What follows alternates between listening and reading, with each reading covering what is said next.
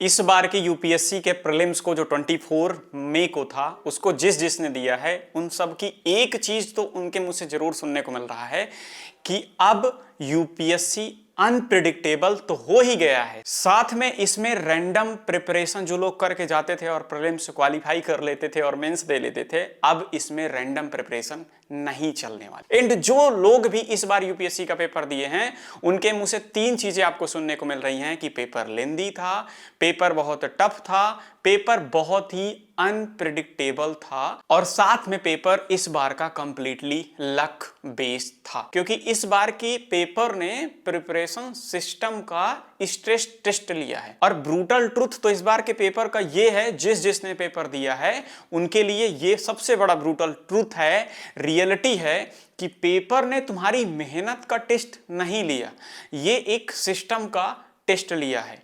आपने कितनी नोट्स बनाई थी, आपने कितना रिवीजन किया था, आपने कितनी क्लासेस की थी, इन सब का कोई मतलब नहीं निकला, क्योंकि पेपर देने के बाद भी आपको ये नहीं पता चल पा रहा था किसी को भी कि ये क्वेश्चन कहां से आया है। लोगों को नॉलेज तो थी लेकिन उसको अप्लाई कहां से करना है वो मिसिंग था। एंड साथ में कंडीशन ऐसी हुई कि पैनिक मोमेंट आया और उसको लोग मैनेज नहीं कर पाए, इस वजह से पेपर टफ लगा सबको, मुझे भी। एंड उसी के साथ में जो अभी तक का ओल्ड मॉडल था वो कंप्लीटली ब्रोकन हो गया है कि आप सिलेबस देखो, बुक कलेक्ट करो, नोट्स बनाओ, रिवीजन करो, पेपर देने चले जाओ, स्टैटिक तैयार करके आपका पेपर निकल जाएगा।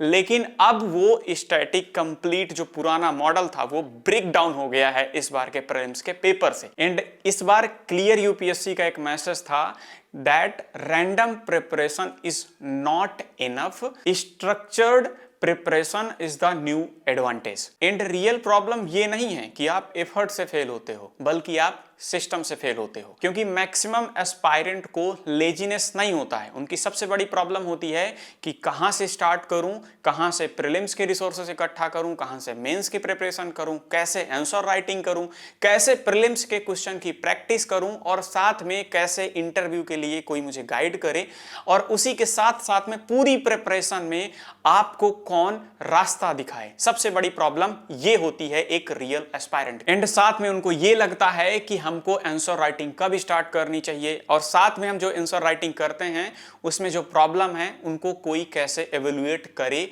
उनकी कैसे हमारी गलतियां बताए। सबसे बड़ी प्रॉब्लम ये होती है। इसके लिए स्टडी आईक्यू अपना एक प्रोग्राम लाया है जिसका नाम है P2I, प्रीलिम्स टू इंटरव्यू। इसमें वो बेसिकली 5 इंपॉर्टेंट पिलर्स पे काम करने वाला है जिसका नाम है स्मार्ट। यस मीन्स हो जाता है स्ट्रक्चरल क्लासेस, एम मीन्स हो जाता है मेंटरशिप, ए मीन्स हो जाता है असेसमेंट, आर मीन्स हो जाता है रिवीजन, टी मीन्स हो जाता है टेस्ट।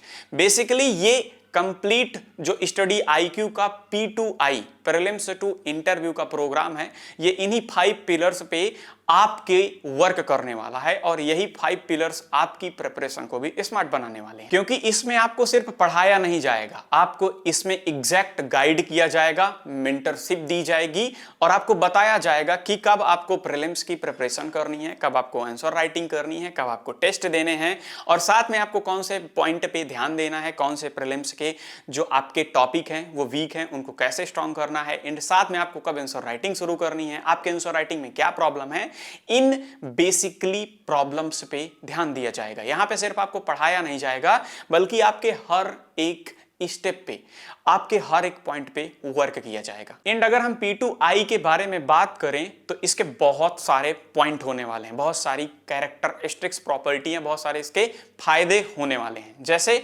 इसमें आपको कंप्लीट प्रीलिम्स की एक स्ट्रेटजी दी जाएगी, मेंस की स्ट्रेटजी दी जाएगी, इंटरव्यू की स्ट्रेटजी दी जाएगी। एंड अगर हम 1 बाय 1 बात करें, स्मार्ट में यस जो आता है दैट इज स्ट्रक्चरल क्लासेस। अगर आप इसमें देखोगे तो सबसे पहले आपको एनसीईआरटी कवर कराई जाएंगी, उसके बाद आपका फाउंडेशन को स्ट्रॉन्ग किया जाएगा, देन थर्ड में आपकी थीम लर्निंग सिखाई जाएगी, उसके बाद आपको प्रीलिम्स का पढ़ाया जाएगा, मेंस का पढ़ाया जाएगा, उसके बाद आपको इंटरव्यू के लिए गाइड किया जाएगा। एंड उसी के साथ साथ इसमें हर एक क्लासेस को, कॉन्सेप्ट को क्लियर करा के उसको PY आईक्यू से, साथ में करंट के साथ लिंक करके, और उसी के साथ आपको इलिमिनेशन के आपको कुछ स्टेप बताए जाएंगे।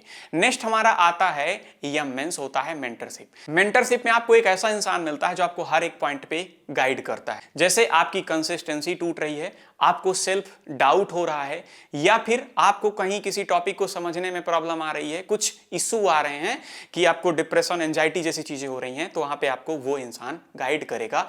एम मींस हो जाता है मेंटरशिप, और ये आपकी प्रिपरेशन में काफी मोटिवेट करने का तुमको काम करेगा। नेक्स्ट आ जाता है असेसमेंट, दैट इज ए। क्योंकि कई बार होता है कि टेस्ट देना जरूरी उतना नहीं होता है जितना उसकी गलतियों को ध्यान देना जरूरी होता है। क्योंकि टेस्ट तो दे लेते हैं, ये तो जरूरी है, बट उसकी गलतियों को अगर हम इग्नोर कर रहे हैं, it means it's a big mistake. तो असेसमेंट में आपकी गलती कहां पे है, आपने क्या रिकॉल नहीं किया, क्या रिवीजन नहीं किया है, इन सारे कॉन्सेप्ट पे ध्यान दिया जाएगा अंडर द असेसमेंट। नेक्स्ट आ जाता है आर, दैट इज रिवीजन।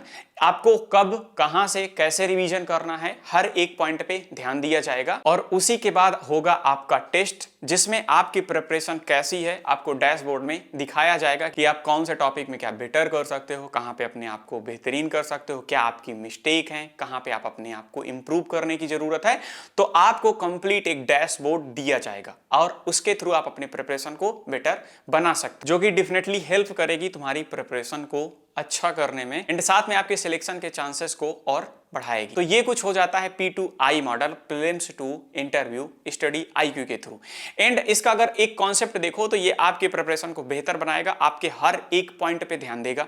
जैसे आपको कब एनसीईआरटी शुरू करनी चाहिए, कब आपको स्टैंडर्ड बुक पढ़ना चाहिए, कब आपको रिवीजन करना चाहिए, कब आपको नोट्स बनाने चाहिए, कब आपको आंसर राइटिंग शुरू करनी चाहिए, और कैसे आपको अगर कभी डिप्रेशन, एंजाइटी जैसी प्रॉब्लम आती है तो उनसे कैसे डील करना चाहिए, क्योंकि आपको इसमें प्रॉपर एक मेंटरशिप दी जाएगी। उसी के साथ साथ में अगर आप देखोगे तो अदर कोचिंग का डैशबोर्ड देखोगे तो कोचिंगें तो बहुत सारी हैं। आप PW भी कराती है, अनअकैडमी भी कराती है, बहुत सारी कोचिंगें कराती हैं, बट अगर आप यहाँ पे देखोगे तो जो स्टडी IQ है इसमें हर एक पॉइंट पे आपके ध्यान दिया जाएगा, जिससे आपको हर तरीके से हेल्प मिलेगी।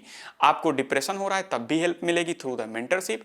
अगर आपकी प्रिपरेशन में कुछ पॉइंट में वीक है तब आपको रिकॉल कराया जाएगा, और अगर आपको आंसर राइटिंग में कोई प्रॉब्लम आ रही है तो उसमें आपको हेल्प मिलेगी, और साथ में अगर आपको किसी क्लास में डाउट हो रहा है तो उससे रिलेटेड हेल्प होगी। तो ओवरऑल आपके हर एक पॉइंट पे ध्यान दिया जाएगा। तो अगर आप लोग चाहते हो ये कोर्स को ज्वाइन करना, और जो लोग प्रिपरेशन कर रहे हैं 27, 28 या आने वाले एग्जाम के लिए यूपीएससी के, तो वो लोग जरूर एक बार इसको चेकआउट कर सकते हैं और एनरोल कर सकते हैं और अपनी प्रिपरेशन को बेहतर बना सकते हैं। मिलते हैं नेक्स्ट वीडियो, तब तक के लिए जय हिंद, जय भारत।